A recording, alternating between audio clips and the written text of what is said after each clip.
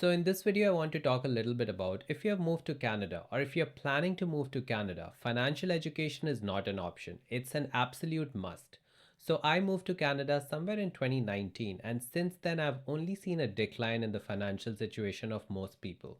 Things are not really going well over here, and it's absolutely necessary for you to understand core money management principles. Firstly, before I speak about any of this, Canada is a beautiful place. If you want to move here for the nature or for individualism, this is a perfect place to move. However, there are a lot of problems here and you must be aware of it. But these things are not unsolvable at a personal level. We can all do certain things to improve our situation. Let's begin. So before I start blabbing about other things, I want to start by addressing that I have been making these YouTube videos for a while, and it looks like the format that I've been making these videos in is not exactly working out.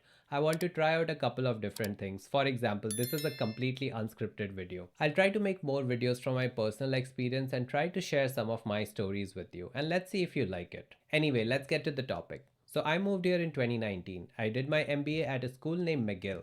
It's supposed to be a good school. So I spent well over $100,000 on my education, but when I graduated, I realized that the jobs don't really pay that well, especially when compared to the US. It's nowhere close to what you could do in the US. And that's actually the first misconception a lot of people have. They think they can make the same amount of money as you would in the US. Canada is nothing like that. Couple that with the fact that there's a big cost of living crisis in Canada. Canada in 2025 is one of the most expensive places to live. There's also a housing crisis. This is something that everybody is aware of. The average rent for a one bedroom in Toronto and Vancouver is through the roof. And buying a house is impossible for most Canadians right now. When you look at the groceries, gas prices, utilities, all are extremely high. So immediately you need to realize that you might make a lot more money when compared to where you're coming from. However, the cost of living as a percentage of your income is going to be very, very high. And this is the first reason why you need to understand that money management skills are extremely important here. There are also several other problems here. Taxes are extremely high. Inflation has been running quite high. Interest rates have not been favorable, and this is the reality check that is hitting a lot of Canadians. The first thing we all realize is that the system is not here to bail us out. We must all be in charge of our destinies. Financial education is like a shield against Canada's rising costs and extremely difficult situation. Without it, you're pretty much trapped. High rent, credit card debt, no savings, hoping for a raise. None of this might happen to you. Especially if you're a newcomer, you might have to realize that there are a lot of things that you need to learn about. You need to learn about how taxes work. You need to understand credits, deductions, and accounts like RRSPs, TFSAs to keep more money.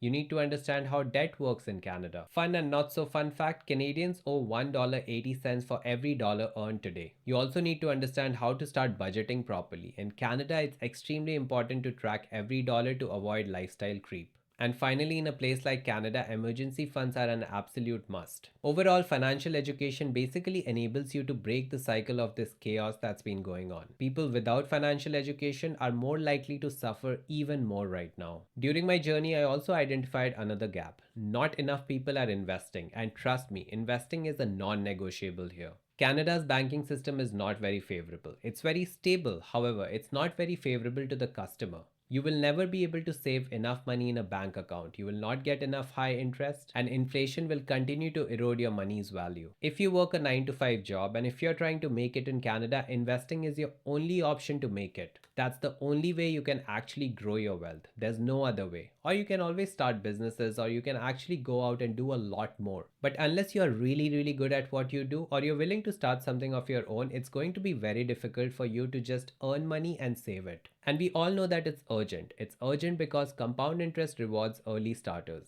You know what they always say, the best time to start investing was 10 years ago, but the next best time is today. Trust me on this. This is an area that you can spend a lot of time learning about. However, at least start by investing in the S&P 500 and even in the Canadian market if that's what you want to do. But not investing is going to make it extremely difficult for you to survive, and you'll be working all the way to the age of 65 or 70. You don't want to be that person. At least I'm trying not to be that person. All these topics are quite large, and I'll continue making videos about these. However, I wanted to summarize a couple of these points for a video because I was thinking about it yesterday. The last thing I want to tell you is that you are on your own, so you must take responsibility. Now, you might question why, because Canada is known for a lot of its socialist policies too. However, Canada's social safety net has several gaps. For example, there's several long healthcare wait times and limited benefits, by the way. When it comes to pensions, most employers don't offer robust plans. CPP alone won't fund your retirement, trust me on that. There is government aid often coming, but it's a supplement and not a solution. You are responsible for your financial situation and you are responsible for your financial security as well. There's one more thing I want to mention.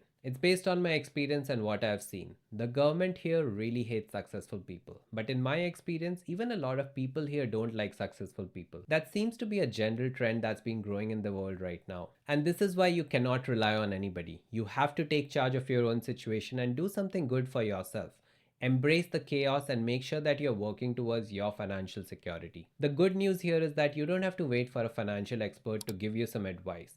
There are a lot of resources out there. Especially on YouTube, you can find everything that you need to actually learn these concepts.